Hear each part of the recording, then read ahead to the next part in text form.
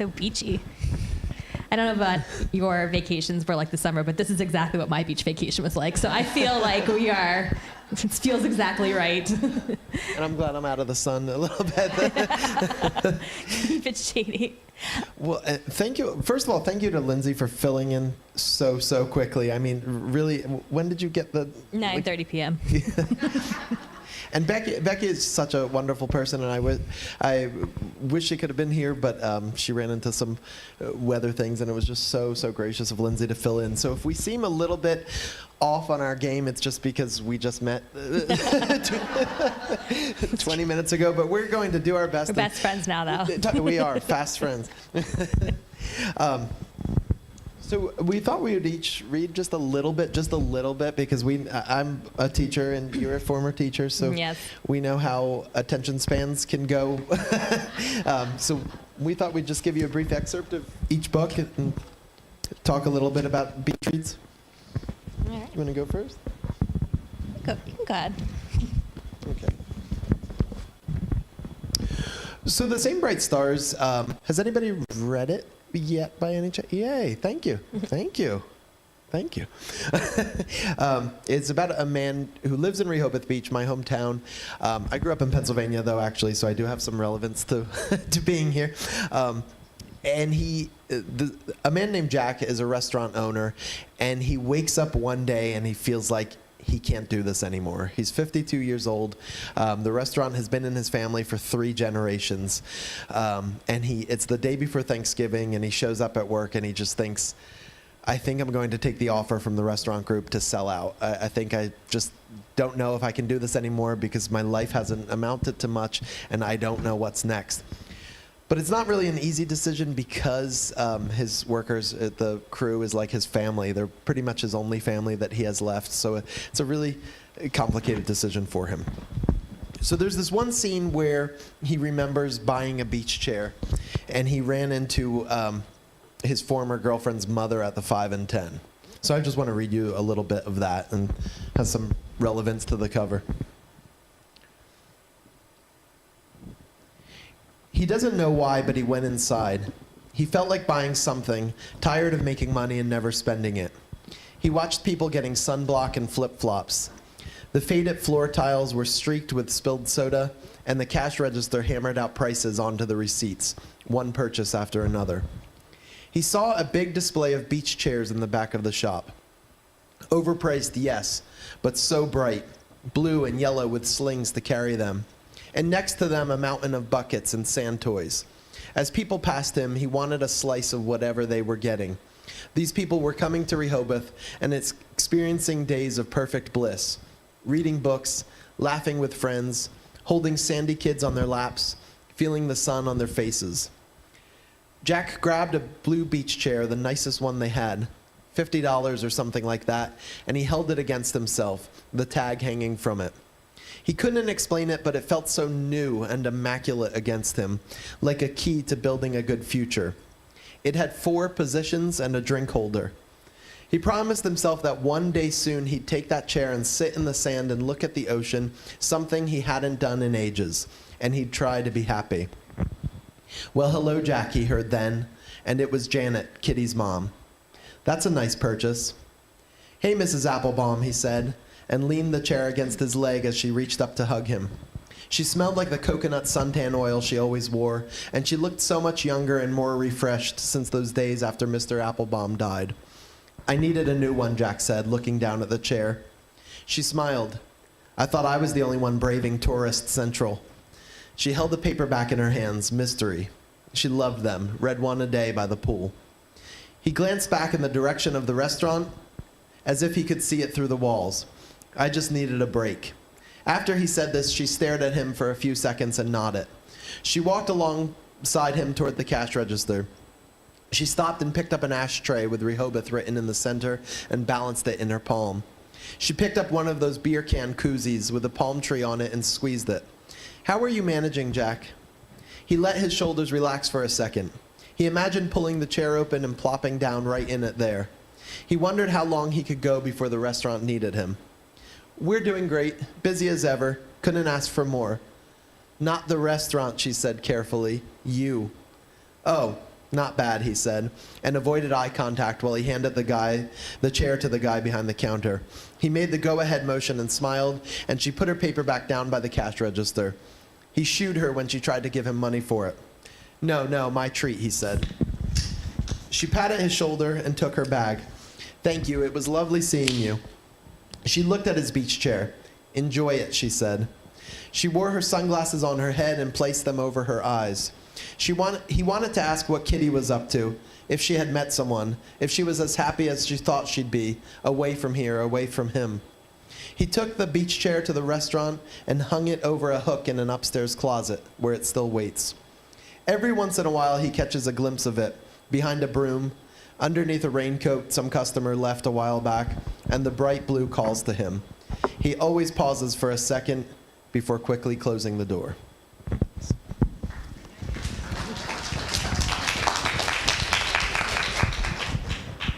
Follow.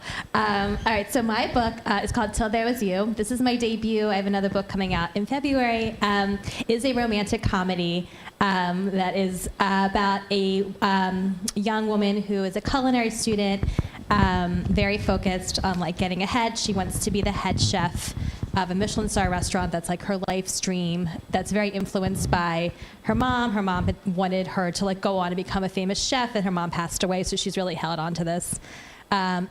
And she, one night at the bar at happy hour, meets a guy who's a dive bar musician, and they have like a weekend-long fling.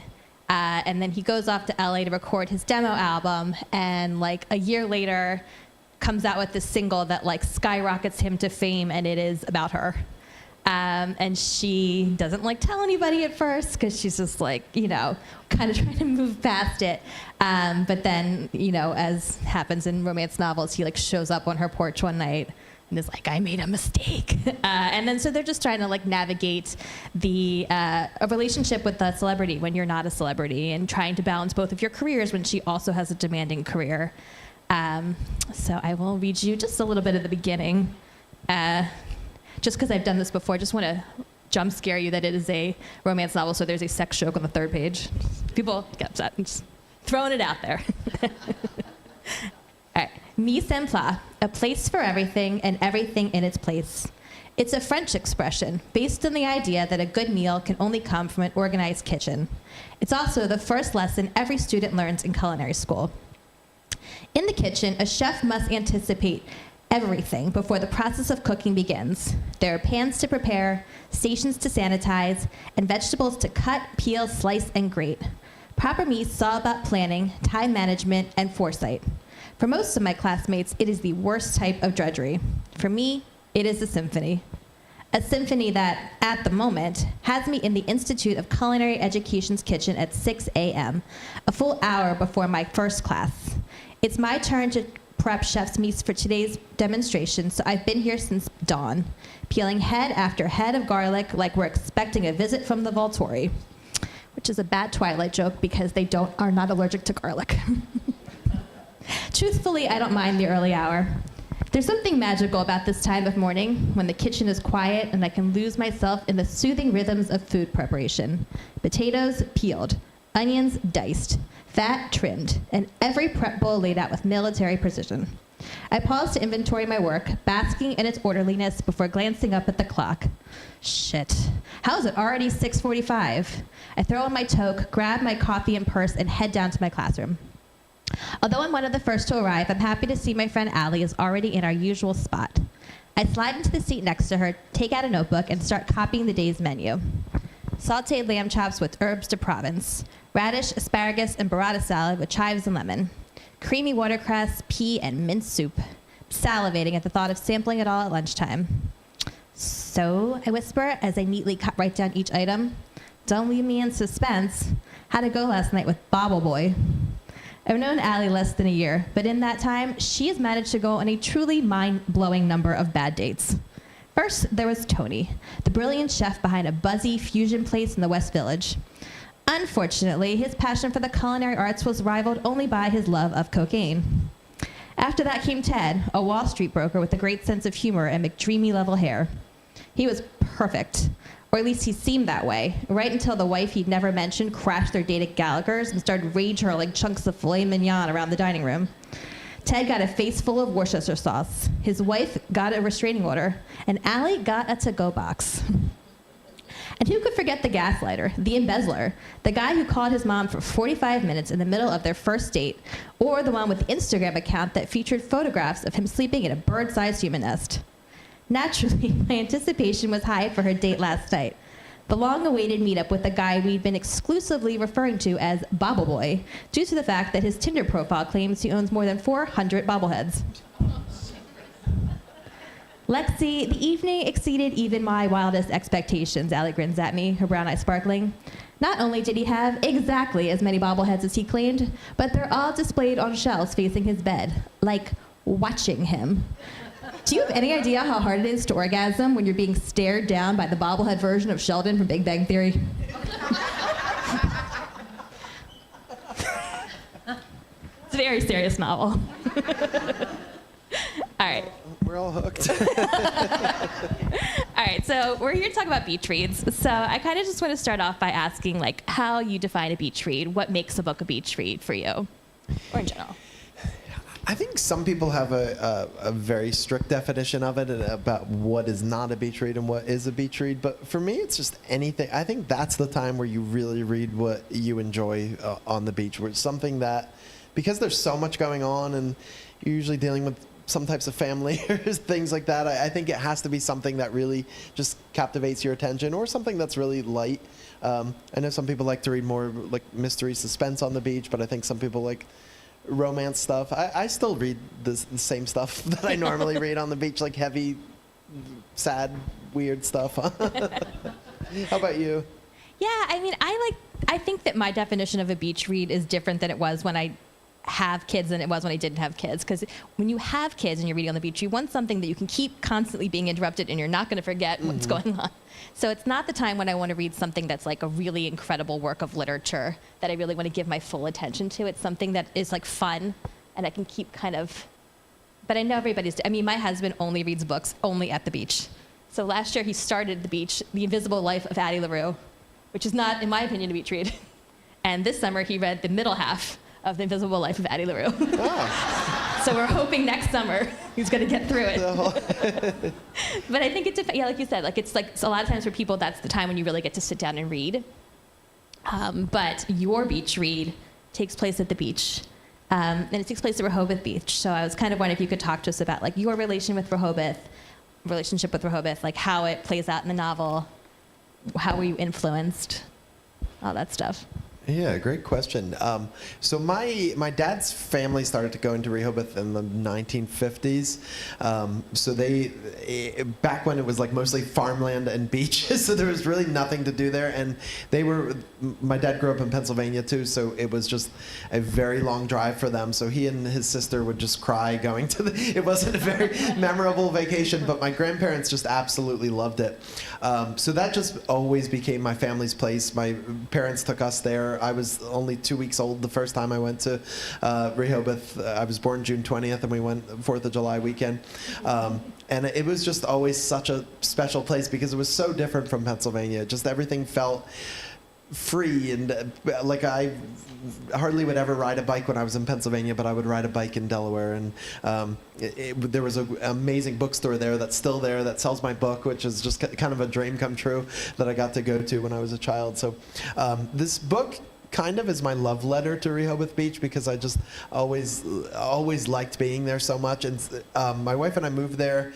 Officially, we were going back and forth for a long time, but officially about 10 years ago, and it still feels like a vacation to me every day. So I think that's the definition of kind of living your dream, that you, even when it's busy, even when there's way too many people in town and the traffic is at a standstill, it's fun for us to be there. We just look at each other. We're on a walk some days and say, I can't believe we get to live here. So I wanted to show some of that, and I wanted to show from like a local's point of view with Jack in this book, what it's like to share your hometown with, like when it's a busy tourist place, and also what you do to kind of navigate that, and how you watch I always think it's fascinating that people will come to visit for 3 days and they'll do more in that 3 days than we do all summer long. Like I haven't been to this is the most beach that I've gotten to all summer. So I always think that's fascinating too, and I think that's what Jack is looking for when he buys that beach chair. He just wants kind of a piece of that. But yeah, I thought Rehoboth provided a great landscape for that, but I wanted to also, because I still feel like an outsider in a lot of ways, I still wanted to make sure I got it right. Awesome. So it's so nice that I can't get it right. It's nice that they sell it in the bookstore there. How are people, are people like, you nailed it, or like, how do people respond to the setting? Yeah, I would have hated if people said this is fake, you're not pulling it off, and there are some fictional elements to it that it's not like a documentary of Rehoboth. It's I change a lot of business names because it's you either get everything right or you get nothing right, so I didn't want to have that kind of pressure. And if I had a real business, then I didn't want somebody to say, yeah, but what about Barbara, she's been working at that business and you didn't even put her in the book. But yeah, I've gotten a lot of good feedback that I captured that, but I also have gotten feedback that someone who went to like Cape Cod or Jersey Shore says, oh, this really reminds me of that. And I love that. I think there's universal in the specific sometimes. Awesome.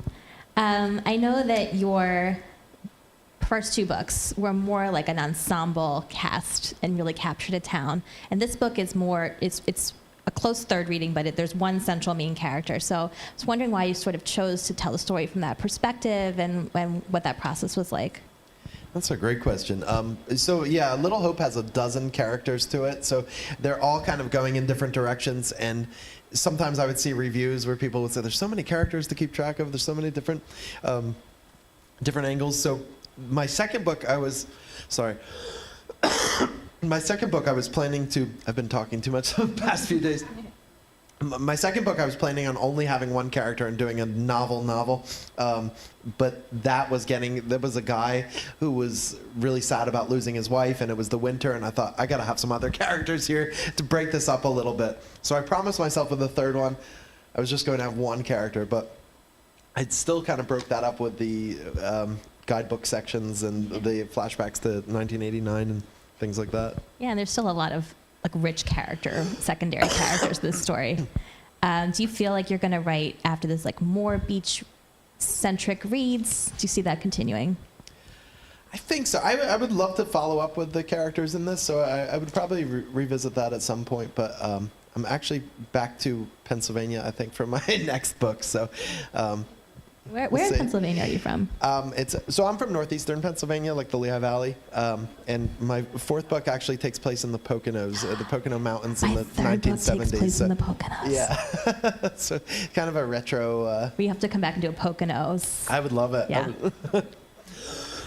Oh, that's great. Sorry about that. Oh, that's okay. I wanted to ask you a little bit about craft. So when you're writing the book, what is your writing style? Are you more of like a plotter? Do you plot out an outline? Do you kind of people say it's a pantster, like you make it up kind of as you go along on the seat of your pants. So what's your process? Oh, I don't know about you, but I'm 100% a pantser. Oh, yeah, me too. Yeah.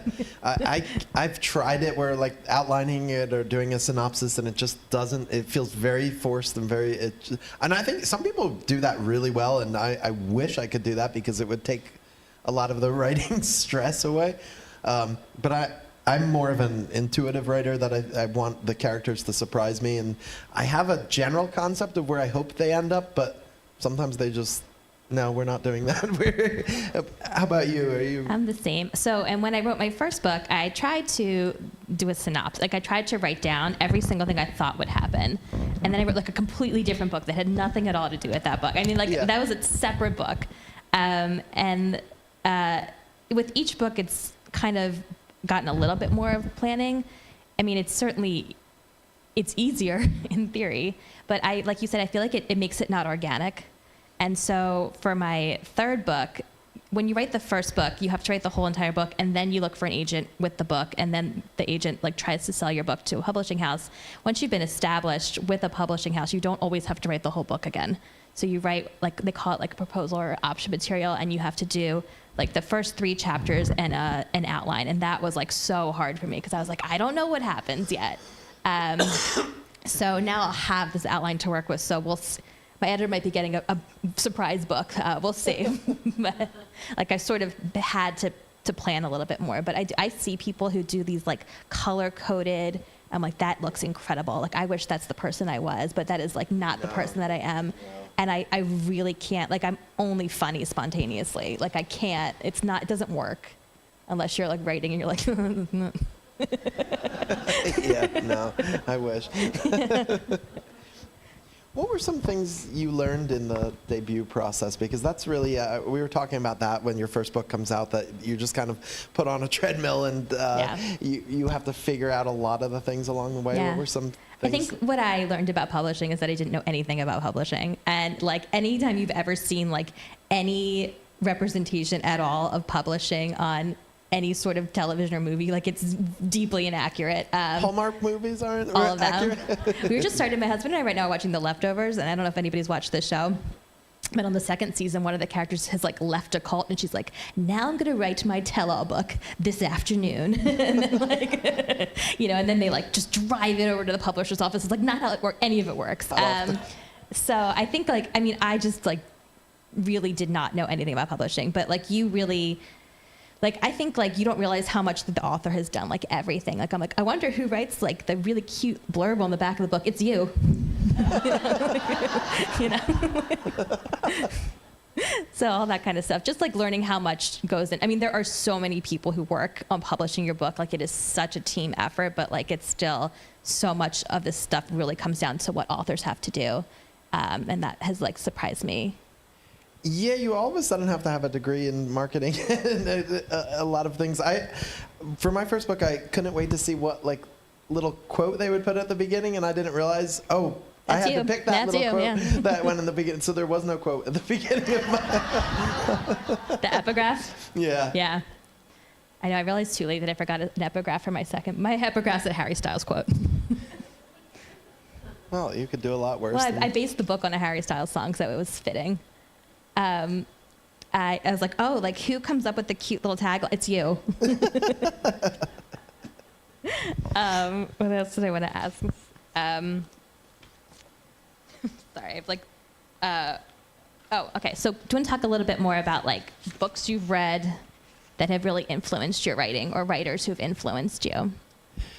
Definitely, I think Ann Tyler was one of my favorite writers, like in my 20s, because going to graduate school and learning about creative writing, I would read like The Accidental Tourist, and I would say, "Oh, she's doing everything that we learned about. She's making original characters and using strong verbs and leaving the scene before she shows everything." So Ann Tyler, I think, had an absolutely big impact on my writing. But then there's writers like Jesmyn Ward is just incredible. That I read her and I just think I should never write, and I should just put my stuff down. Stuart Onan is really I really like Stuart Onan. Elizabeth Strout, definitely.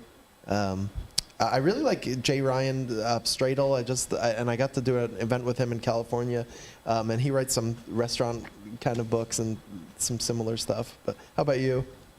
Mine has shifted a little bit. So I kind of going back to your first question about things that surprised you about writing. I like have a degree in English. I went to school to be an English major, and I think like you go to these programs too, and they really like are very compassionate about like craft literary fiction. Yeah. And so I like starting out like thought like I need to write like strong literary fiction, and like you can't force your voice to be different than it is. And when you do, it's so inauthentic and it's not good. But you think like that's what's like being a writer is. And like you really like once I moved away from that like line of thought, that's when my writing started, you know, sounding like my writing, and I started like, you know, developing myself. And so I wasn't actually such a huge romance reader before the pandemic. And I think a lot of people got into romance during the pandemic. I was like really reading like Stephen King. I was like really big, and like I was reading Stephen King in the pandemic app, and I was like, oh, well, you know, I already read this book. We're living it now. I read this, and you don't like the ending. Yeah. And so I wanted something just lighter, and that's when I got into romance. And I started reading. When I started reading romance, I was reading more like serious romance. And then I started drafting my book, and I thought it was going to be this like angsty kind of thing, and it still wasn't quite a right fit. And then I read Red, White, and Royal Blue by Casey McQuiston, and I was like, oh, like this is what I want to write. And if you haven't read that book, it's a romantic comedy about like the Prince of England has an affair with the first son, and they fall in love, and it is like just so funny, and it's like the perfect mix of like funny and romantic. And I was like, this is what I want to write. And I had been writing humor at the time, so I had like a lot of like humorists that I really like. I don't know if you read, I really like Simon Rich, is like a really funny humorist. And so like all those different pieces kind of coming together sort of influenced what I ended up producing. Oh, so interesting. I was going to say something. I had a follow-up to what you were... Oh, about when you finally find your voice as a writer. Yeah. I think that's an important moment when you're not trying... Because people will tell you, oh, you have to write vampire stories. Those are really big right now. You can't go with those kinds of trends. You have to go with... You have to write... You can't chase a trend, yeah. Yeah, I think what you like to read, right? As that... Yeah, I started writing humor during the pandemic, and I took a couple humor writing classes with the Second City. And this was like the most important thing I learned was they were like, you have to write the thing that you want to read. Yeah. Because we were doing like different humor writing exercises, and I kept trying to be like, oh, like political humor is really like big on McSweeney's. Like I really want to chase that. But it's like not really my beat. You know what I mean? Like it's not that I don't care. It's like, but I know it's like, you know what I think is funny? Like when like celebrities do funny things, you know? And so like once I started leaning into like, I'm going to write the thing that I wish that I had a book that was this book. That's like when you start, you know, instead of trying to do like, you know, everybody right now wants, you know, like dragon romance and, you know, like magic and romance. And you just like, if that is not the thing that excites you that you want to read, you can't write it. No, it would be, yeah, it wouldn't come together. Yeah. Yeah, dragons would be difficult for me. I mean, I like to read. I like to read them, but I'm not a sci-fi reader, you know. No. And so, every student I have always writes with dragons, and Yeah. it teaches me a lot. especially in college, ACOTAR is huge. Yeah. How about, I was going to ask you this as well. Do you ever have secondary characters who kind of like just leap off the page in your writing that really steal the show that you didn't know that they were going to? I do, and this was something else that I wanted to ask. It's like going into another question I want to ask you, so this is a good lead-in. So in this book, Lexi's the main character, and she has two best friends, Allie and Chloe. And Chloe was just like, not Chloe. Allie is like my favorite character. And so I sold this book as a 2-book deal, and it's pretty common in like this genre to have like spin-offs. So when I was like proposing my second book, my editor's like, we would like Allie to have a book. So Allie's the main character of my second book, and she was so much fun to write in the first book. But then I found myself really struggling with, if I'm writing both books in first person, how do I make them not sound exactly the same? And that was something that, I don't know if that's something you struggle with too. When you're writing different books, you're like, am I just writing the same book? It's Sometimes the same it feels voice. that way, but yeah. Like, how do you differentiate? It's so, I felt like I was going back and studying her from the first book, and I was like, well, she really likes these shoes. You know, this is her favorite kind of chocolate. So I kept trying to like put that stuff in, but to develop the second voices, it can be tricky. Sometimes you do feel that way, that you're just naming them all the same names and they're doing the same things. So in my first book, I have Lexi, Allie, and then one of the guys whose name was Alex, and everyone's like, that is the same name. like Allie was Alexandra, and Lexi was Alexa. I'm like, it's Allie, Alexa, and Alex. You've named every character Alex. And I didn't even notice it. And I was like, Alex is just such a great name. But that's like teaching now. I have like Caitlin, Kayla, Caitlin. It's pretty much a lot of the same names. Oh my gosh! Do you teach writing?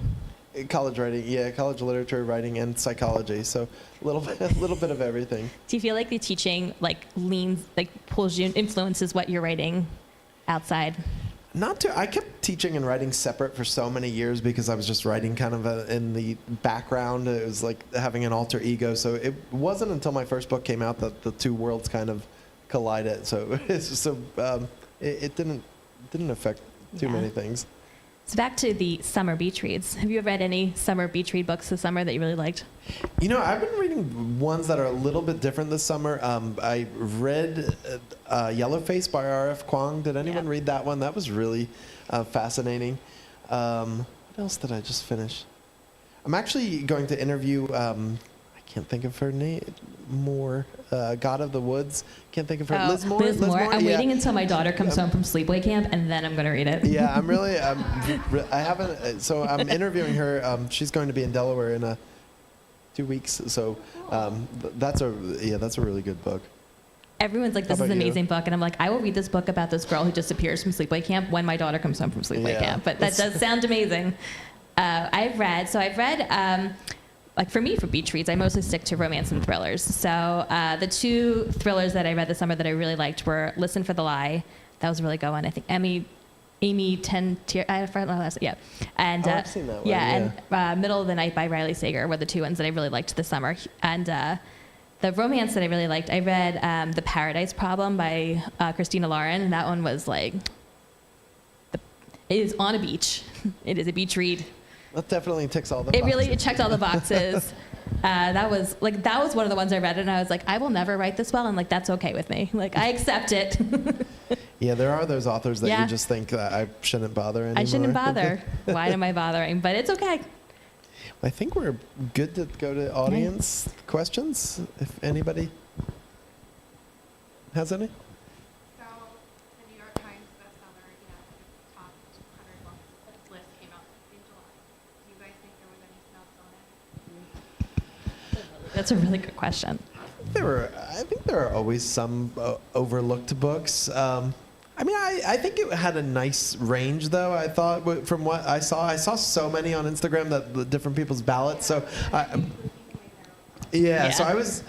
I was kind of paying more attention to their ballots than that. But I think there are some writers who just don't always get the recognition. It is sometimes a small little club.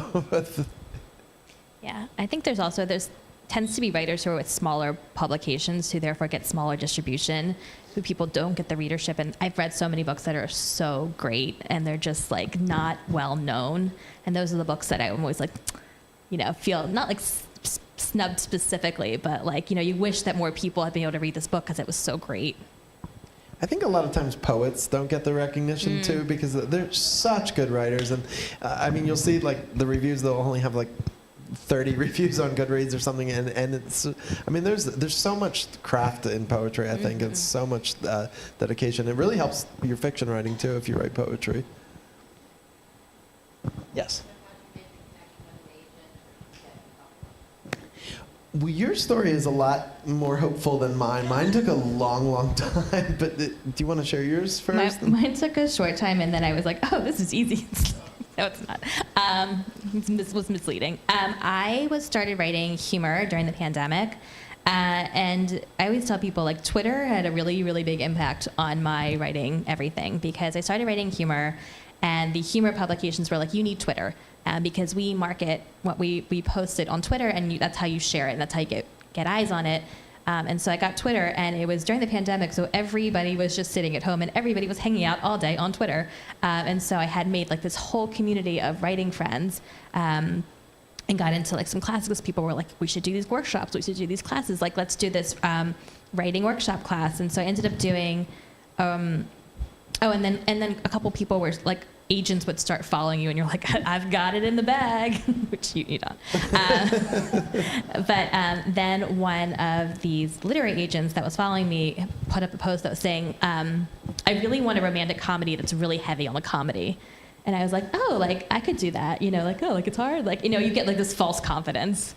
And so I took a Catapult writing class. Catapult doesn't do these writing classes anymore. But it was a virtual workshop.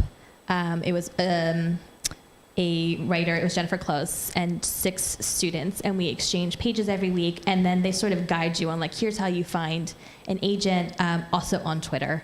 And a lot of agents were on Twitter, and they would say, like, these are the kind of things I'm looking for, here's how to query. And so, like, those kind of processes, I workshopped this book, I revised it, and then I put together, like, an agent list. So the different agents, usually they have a little bit of for each one a little bit different, but mostly what they want is a query letter, which is pretty strictly formatted with like 4 paragraphs, and then the first 10 pages of your book. Then you email them out, and then if they like what they read, they'll ask you for a full, which is the full manuscript, and then you send that to them, and then in an indeterminate number of days, they'll let you know if they're interested or if they're not so interested, and then that's kind of how that process works. Yeah, mine was a lot longer. So when I was in college, I thought I'd write my first novel, and I was just so ready. I thought by the time I graduate college, I'm going to find an agent, I'm going to get published. 20 years later, 4 novels later, that just kind of went under my bed. I got rejected so many times by hundreds of agents. Oh, and you get so close sometimes, like they ask you for the full manuscript, and you think, this is it. And then you hear nothing back. At one point, I had a really big writer's agent was interested in one of my books, and she kept it for over a year. And I kept checking in with the assistant, any news, anything new? And she said, no, but she's really liking it. She really likes it. And then just nothing. And then finally, just nothing. And I didn't want to go to anybody else because if there was that remote possibility. So in 2019, I told my wife, I said, you know what, I think I need to just quit writing. It's not loving me back. It just keeps rejecting me over and over. But I had written this book that I just felt like it was different from the rest. I felt like it finally stood out. But I had no more agents to send it to because I had worn out my welcome to every agent in New York. Like over and over again, I'd sent like 3. So I would search my email. I'd find somebody and search my email. No, they rejected you 3 times. Don't send to them. You need a spreadsheet. You have to have the spreadsheet. So I searched like best agents 2019. And I found Madeline Milburn, who was based in London. And I thought, wow, new territory for me that I haven't explored yet. And I was reading the book, Eleanor Oliphant is Completely Fine. Has anybody read that? Yes. And she was her agent at that time. And I thought, that's kind of neat. That's kind of like meant to be. So I sent it to her. The very next day, she wrote me back. She said, I'm dying to read more, and I'm flying to New York. And I said, that's interesting. We'll be in New York next week because we'd gotten my daughter Broadway tickets. She read it over the weekend. She said, I want to represent you. We met in New York on like this perfect September day, and it was like a Cinderella story. It really was like, I looked at my wife that day, and I said, I don't care if the book never sells, if nothing happens, but it was worth it. Like, it was rejection for all those years, and it was just this huge, really nice moment. Nice. I feel like that's very common, and what I think the benefit of that is too is that like you had all this time to perfect your craft. Maybe. Yeah, no, a lot of seriously. marinating. Because I hear a lot of people who are like, this is the very first thing I ever wrote, and I'm like, what? It could have been a lot better. Do you know what I mean? Like, you have the practice, and you get the feedback, and you like build yourself. So when you put their first book out, it's already so much better than your very first effort. But I've heard stories about people who were saying like they waited so long to hear back from agents that agents were replying to them and saying like, I don't want to represent you, and they're like, my book's been published. Yeah, that definitely happened a few times. And could I ask who? Yeah. Like, no. I like that story. That's a great story though. But yeah, I know a lot of people too who like couldn't get an agent, wrote like several books, and then like when they got the book and they got the right book and they got the right agent, like ended up like on the USA Today bestseller list. Like, it's not always just like such a straight road. No, it's not. Definitely not. And we're not gymnasts. I mean, we don't have to do it by the time we're 22 or something. Yeah. Fortunately, you can write well into your old age. I was like, and I don't know if you feel this way, but I feel like I don't think I would want to read what I wrote when I was 22. Yeah, no. And so it's definitely. almost like. So glad that some of Yeah. that early stuff now it belonged under the bed. And any other questions? I think Alex upstairs has a question. Oh, I was going to wait, but I'll ask it now. Hi, everyone. So I enjoyed your tangent on chasing trends. I thought that's an interesting topic. As a bookseller, we see a lot of different trends, like Madeline Miller wrote Circe, and then all of a sudden there was just any feminist retelling of like Greek mythology was hitting our shelves. Right now, hockey romances are just like really huge. I don't interesting. understand it, but they're big. Gotta stop pucking around,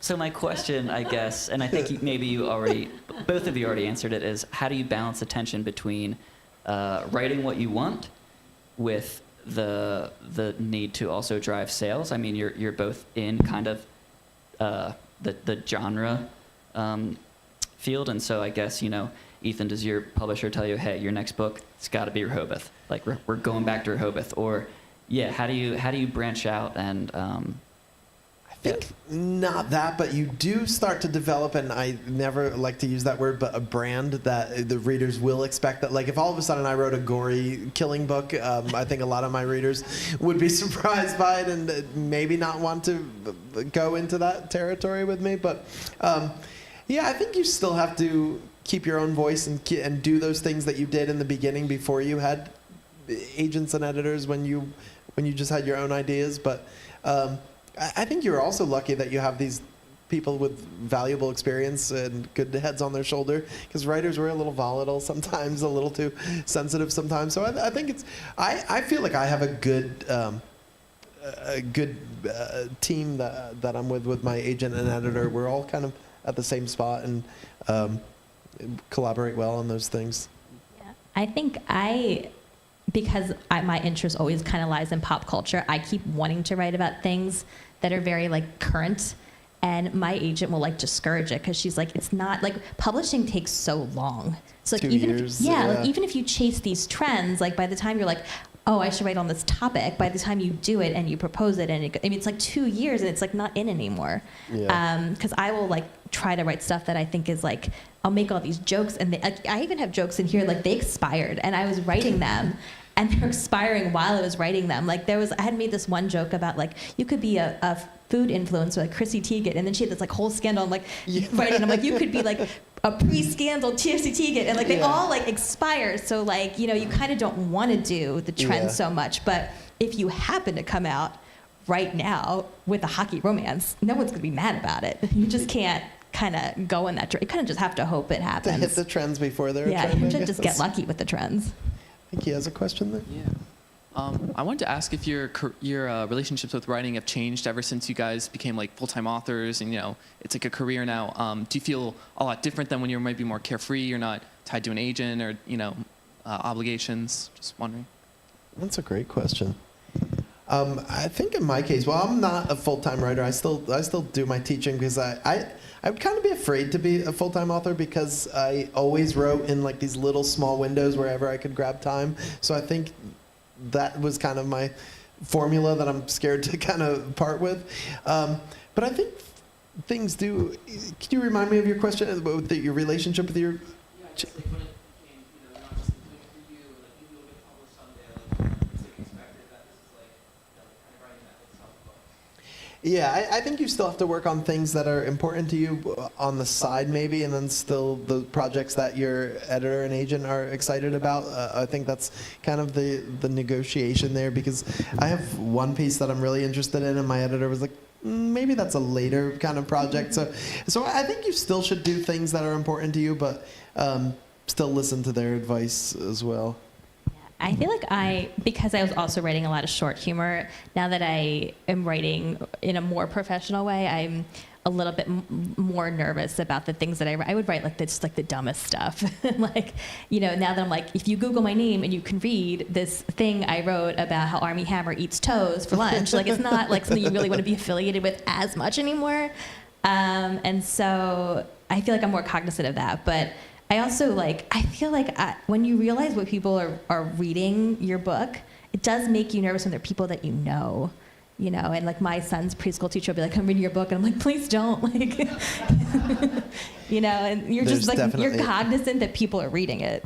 There's a moment where you just have to let go, and you just have to, because when I was years ago, I just thought that would be the worst thing to have somebody like start reading my book in front of me. But now I'm just like, yeah, read it. I think Arthur Miller said the best work is always on the verge of embarrassing you, always. And I'm I always feel on like that line. it is, because writing requires that kind of honesty. So you are going to have some swearing and some whatever is in there. And you toe a line because you want to be authentic, and the best writing comes when it's authentic and it's really your voice. But then you're also you're cognizant that people are reading it.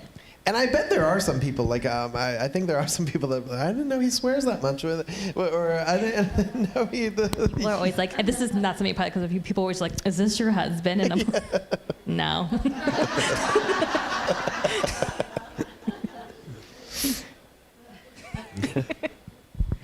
Any other questions? I have one beach-related question.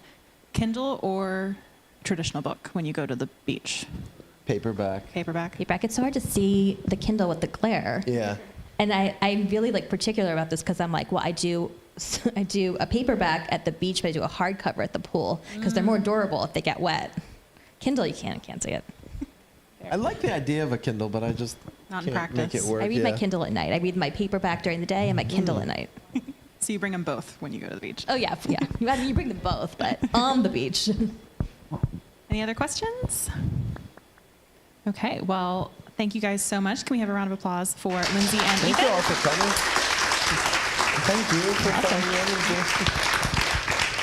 in. And before I let you off the stage, I'm going to make you pick raffle winners. So if you'll each pick one name, that would be great. Oh, there's a lot of names. There are a lot. I think everybody entered.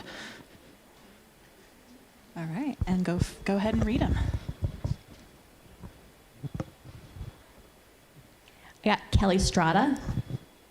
Hey. And Dennis Erdman? All right. Yeah. Congratulations. So congratulations. I'll bring you your swag bags. Thank you so much again to Lindsay and Ethan. We will have a book signing right here. We do have one copy of Lindsay's book left at the cafe, and that copy right there on the stage. I brought more, and there should be like 5. Those were the ones you brought, Are they gone? almost. So we have a couple Never mind, copies I don't have of them Lindsay's anymore. book. Selling my hotcakes? We also have Ethan's book as well as Becky Chalsen's as well up at the cafe. So please check those out. And thanks so much for coming out, everybody. Have a good night. Thank you all for coming. Thank you for coming.